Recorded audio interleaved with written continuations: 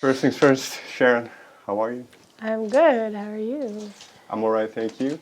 So I think we have a lot to talk about. But first, before we get into the new album, I'd like to jump back to 2014 when "Are We There" was released. How do you look back at that album now? I'm so proud of that record. Are We There was the first record that I ever had produced myself and I brought all my friends into, and even though it was a really hard time for me, I was going through a breakup and had decided to move out, and I never wanted to go home. It was all my friends that brought me, we all came together so that we can make this record together. But performing those songs is a different story. I feel like emotionally, going on tour with that record, it was a lot harder to relive those songs every day, feeling so far away from them at that point. Was it feeling far away in terms of the subject matter, kind of that once you've written those songs, you've gotten past it in a way? Yeah, I didn't feel like the same person anymore. Right. And I wasn't heartbroken anymore. And I felt like I need to make that record, but after a certain period on the road, I definitely felt it taking an emotional toll. So can I assume that you started thinking of new songs very quickly?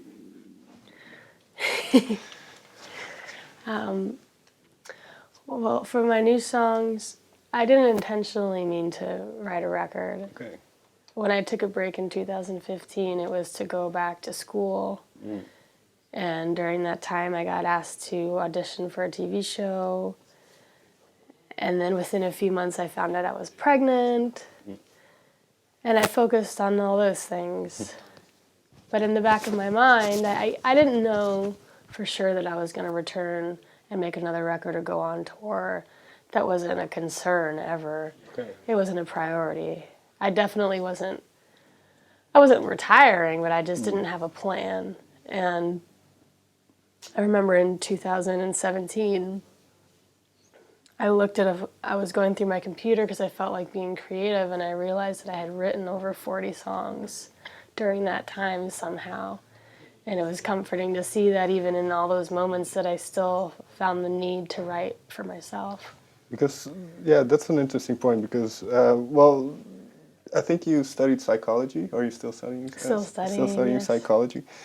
First, what made you do it? Well, many reasons, but for in my early 20s, I found a therapist that helped me learn what my music meant to me, and she taught me how I've been using it as a form of therapy. And she encouraged it early on, and she gave me the confidence to move to New York.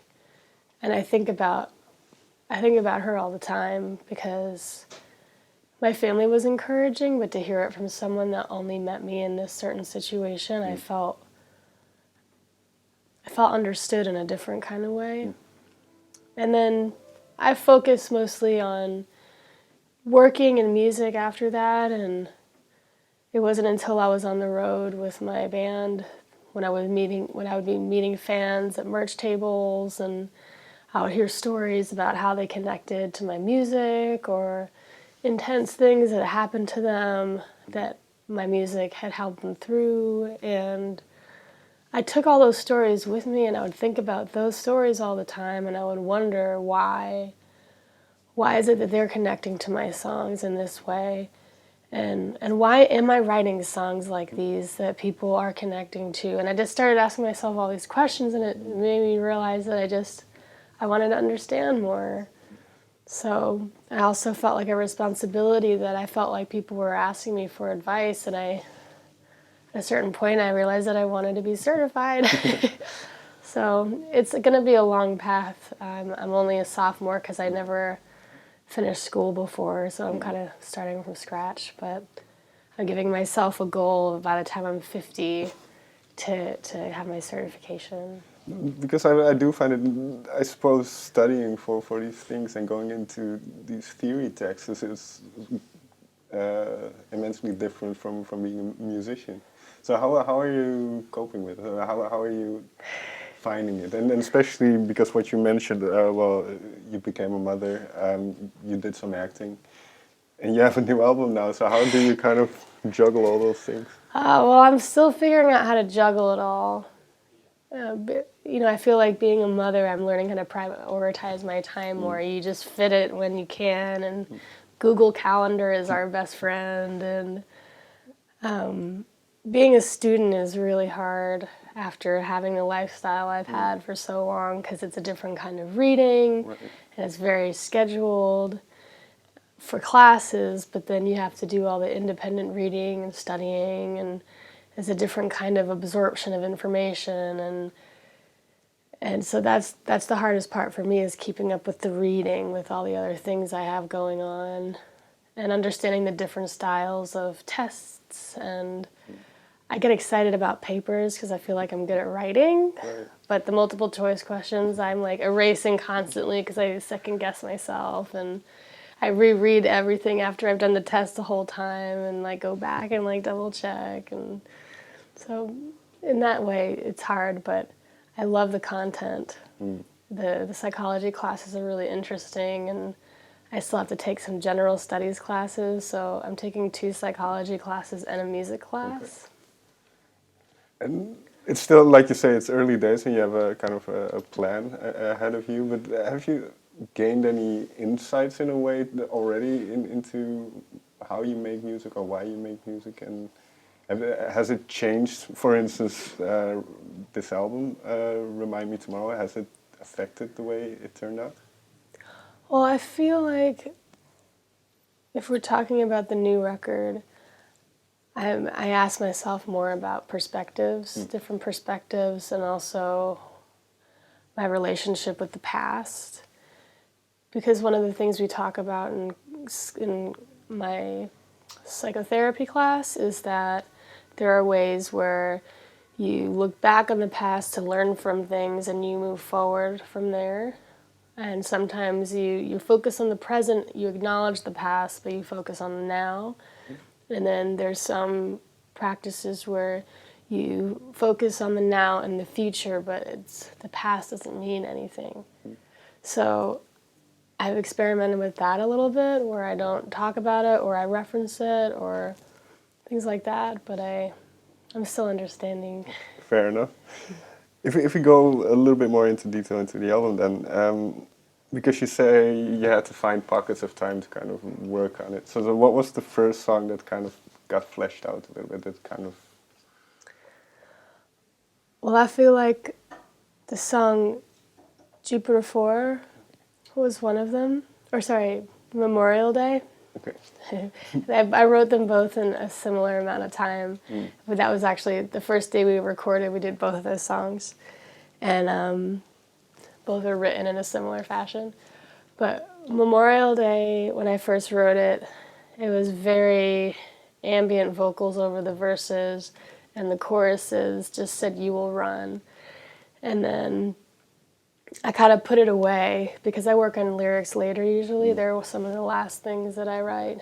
And I started writing that before I got pregnant. And then over a year or two, I would return to it in pockets of time and try to see where I was personally. But then after I had my kid, I realized that the only time I had to work was when he was napping. And so I would put on headphones and I would go through all my demos and like start writing lyrics, because that would be the one way he could sleep, and then I could work, and even though I probably should have been sleeping. But I remember staring at him, listening to the chorus of that song and realizing that I had a visual of him running in the distance and running away. And all of a sudden it turned into like thinking about all these things that my son was going to do and that he was doing. And it was all like, in a way, like a projector in my head of all these things that he's either done or will do. That's a very interesting thought because, well, I'm not a parent and I'm not even close to it. But one of the things that I suppose I don't know, but when you have a kid, is you think of how his life will be, how or her life in whatever case. But how you kind of bringing somebody into the world and you kind of try to figure out how this world is going to look, what this world is going to look like when they navigate through it. So is that especially, well, I don't want to make it too but is that a scary thought in a way, in terms of what's going on, and then not just in America, just all over the world? And how do you kind of cope with those kind of thoughts? I mean, it's terrifying enough to have a kid without the context of what's going on in society. And I want to make sure I'm a positive role model. I want to make sure that we can continue to provide, because the music industry itself is really scary.